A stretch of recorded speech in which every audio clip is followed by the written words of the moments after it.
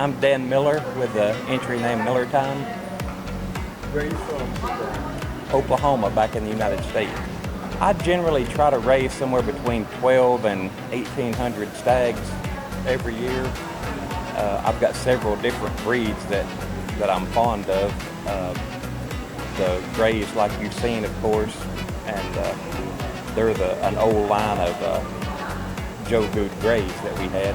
Those particular roosters there were 3-year-old roosters that I had bred brownhead into and then bred it back out.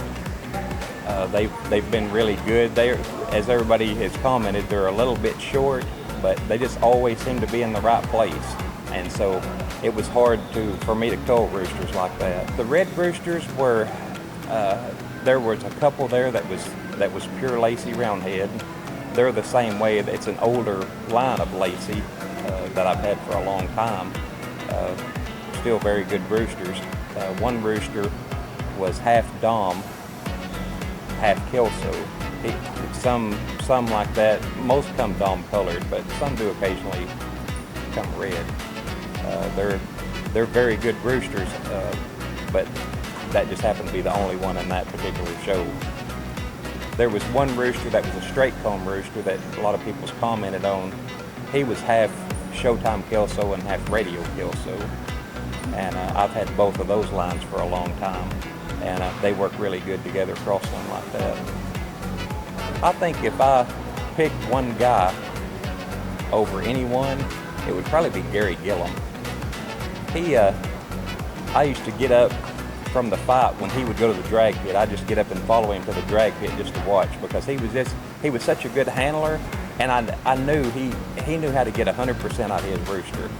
And so he would probably be the one that I would think is probably the best in my eyes. I'll tell you a funny story. There's another guy that I think a lot of. His name is Steve Woodall. He was one of the best refs, that we had in the States in my eyes. And him and Gary was good buddies. And I was talking to Gary one day, and Gary had told me that Steve had called him one day, and he said, Gary said he was fishing, and Steve goes, well, you ought to be out there taking care of those roosters. And Gary said, Steve, I told you a long time ago, if you'd get good roosters, you'd have time to go fishing. Roughly 5 months before the Derby. When you send roosters early like that, you've only got about a 2-week period to fight them before they start going down. And really, you don't want to chance that. You don't want to chance something happening, last minute, because derbies like this, I planned about a year for this derby. So you don't want nothing to happen in a short period of time that'll mess you up. I'm not really for sure, but there's so many things that can make roosters go off, but just some things happen sometime that you really can't explain. It's happened to me too, so I really don't know what happened to theirs, but they never really actually told me, anything about it. But like I say, you just have those hard days sometimes. It's tough, and a derby like this one, keeping roosters going and sharp for 3 different days, that's tough on anybody. You have to have really good bred roosters and a really good team, to take care of chickens. Well, probably the team that I had was probably the best. That's, in my eyes, that's probably what made it the best entry. I knew when I sent those roosters, Jessery had came to the U.S. and we went through all those roosters. We spent 3 days going through chickens just to, just trying to pick out the best chickens to send. Because like I say, there's a lot of time prepping for something like this. So we took a lot of time doing that. And then when I shipped the roosters over, those roosters went to Charlie's place, Charlie Chan's, and he did an excellent job. His guys took really, really good care of those. Every week I was getting videos and stuff, of how the roosters was doing and how they was progressing since the trip. And so I was very pleased when I got here to see the health of those roosters. This one here is it was like to me, it was like the mother of all derbies. It was one of them that you definitely, aim to win, and it's really nice when everything comes together and you can win one like this one. So I really like this derby here. Everything went well for us, and there was really not any surprises that put a kink in any of our plans. So I really enjoyed this derby. As far as I can see, it's #1 in the world. This is the place that ever since I've been coming here in 2018, the COVID kind of messed me up there for a couple of years as far as the plans that I had, but I always kind of had my eye on something like this, and luckily found Manila Arena and was able to get in there and fight, and everyone there, the guys that's there, they're like the big time guys in the U.S., like the ones I'm talking about, Gary Gillum and Steve Woodall and some of the guys like that. I know those guys are legends here, and so it always makes me feel good to be, able to fight with people like that. Manila Arena is probably one of the best pits that I've been to in the Philippines. It's for one thing, the people, everyone's so friendly, there. But another, the cockthouses are really nice. The arena itself, it's easy to go in and see fights. A lot of places are not like that way. I like the big screens because if anything does happen, you can always look up.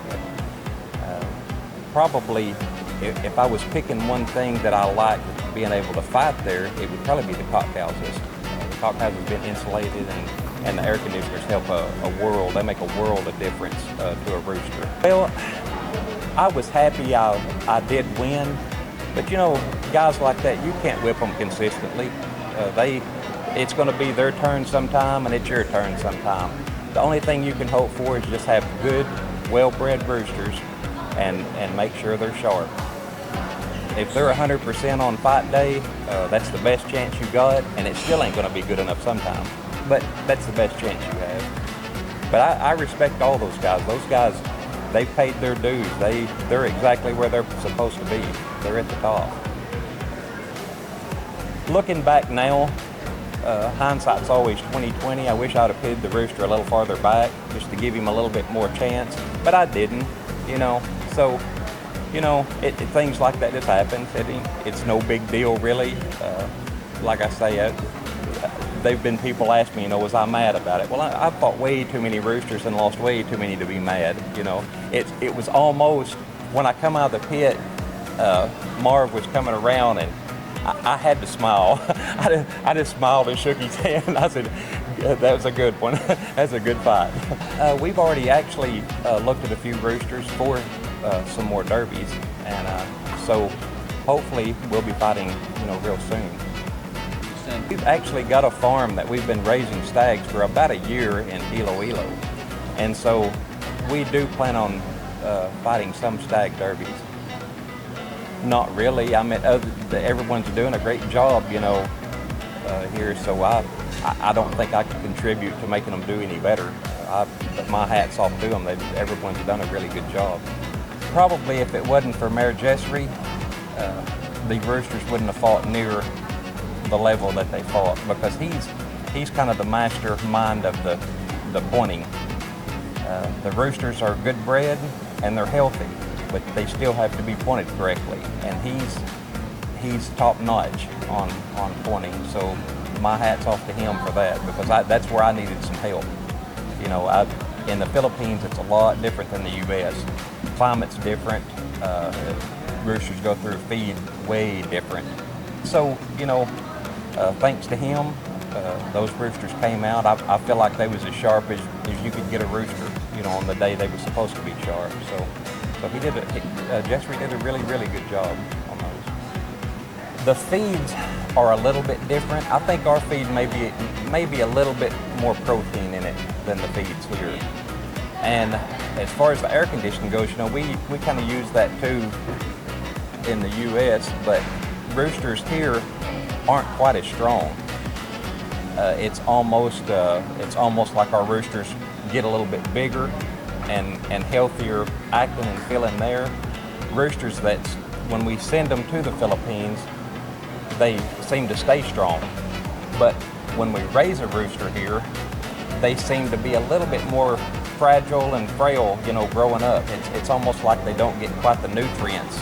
Even though you try to give them all that, they still don't grow like they do in the U.S. And so I think that's what Americans' biggest challenge is when they get here. It's really hard to point a rooster the American way when they're here in the Philippines.